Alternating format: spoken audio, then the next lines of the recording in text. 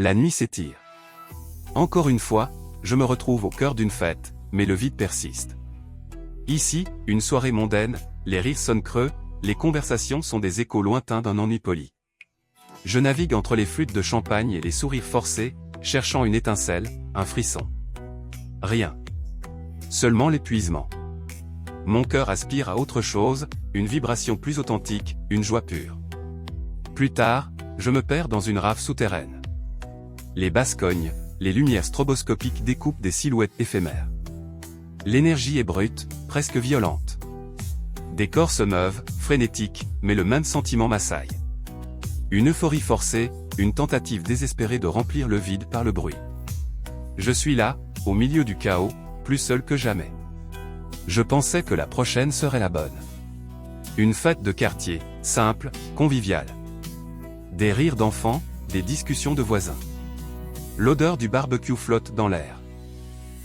C'est chaleureux, oui, mais ça ne me saisit pas. C'est agréable, mais ça ne me transporte pas. La déception s'accumule. Je me demande si cette quête de la fête parfaite est une illusion. C'est alors, dans le vacarme d'une ruelle sombre, qu'un graffiti fluorescent attire mon regard. Une silhouette stylisée, presque animale, et ces mots énigmatiques, cherchent l'être vinaigré. Mon cœur bat la chamade. Vinaigré? L'absurdité de l'expression me frappe, mais une étincelle s'allume. Enfin un indice, une direction. Mon esprit de détective se réveille. Ma première piste me mène à une fête clandestine, une sorte de conclave artistique dans un entrepôt désaffecté.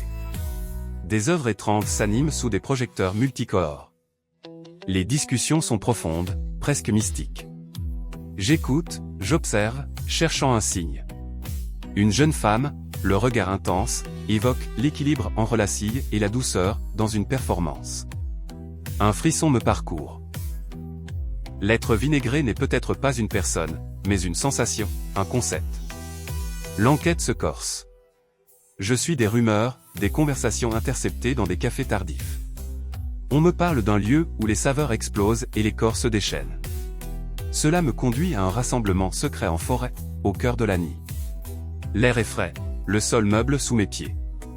La musique est primitive, presque tribale. Je me sens proche, mais une barrière invisible persiste. Un vieil homme me tend une feuille de vigne en me disant « L'essence est dans la danse, pas dans le décorum ». Épuisé, je me retrouve seul sur un quai désert, le soleil se levant, teignant le ciel de teintes froides. La dernière fête en date s'est éteinte, me laissant avec un sentiment d'échec cuisant. Les indices se sont contredits, les pistes se sont brouillées. Je me suis senti idiot de croire à un être vinaigré. Mes recherches n'ont mené à rien, si ce n'est une fatigue immense et un découragement profond. La quête de la fête ultime semblait une chimère. J'étais perdu, complètement. Alors que j'allais abandonner, un détail infime capte mon attention. Sur le sol, un petit autocollant à moitié effacé, vu il y a quelques jours sur un flyer obscur. Dessus, une forme ovoïde, stylisée, et une adresse, une rue insignifiante dans une zone industrielle. Un dernier espoir, ténu, mais suffisant pour me remettre en mouvement. Les pièces du puzzle s'assemblent enfin. La nature de l'être vinaigré m'apparaît avec une clarté soudaine. Je marche, le pas léger malgré la fatigue. La ruelle est étroite, sombre. Puis, au bout, une lueur. Une musique, joyeuse, décomplexée. Le son d'une fête, enfin. Je pousse la porte et entre. L'air est vibrant. Au centre de la piste, immense, rayonnant sous les projecteurs, se tient un cornichon géant, oscillant au rythme. Sa surface brillante reflète les lumières, et autour de lui, la foule danse, rit, chante, avec une joie que je n'avais jamais vue auparavant. Je me joins à eux, mon corps répondant au rythme irrésistible. Le cornichon géant est là, majestueux, absurde et merveilleux. C'est ça. C'était ça, depuis le début. Non pas une personne, mais une incarnation de la fantaisie, de la légèreté. La quête est terminée. Le vide est comblé. La fête parfaite existe. Elle était là, à attendre.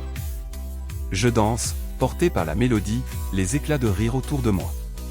Chaque mouvement est une célébration d'avoir persisté, d'avoir cherché au-delà des apparences, d'avoir cru en l'invisible. La satisfaction est immense, profonde. La vie, après tout, est une grande piste de danse.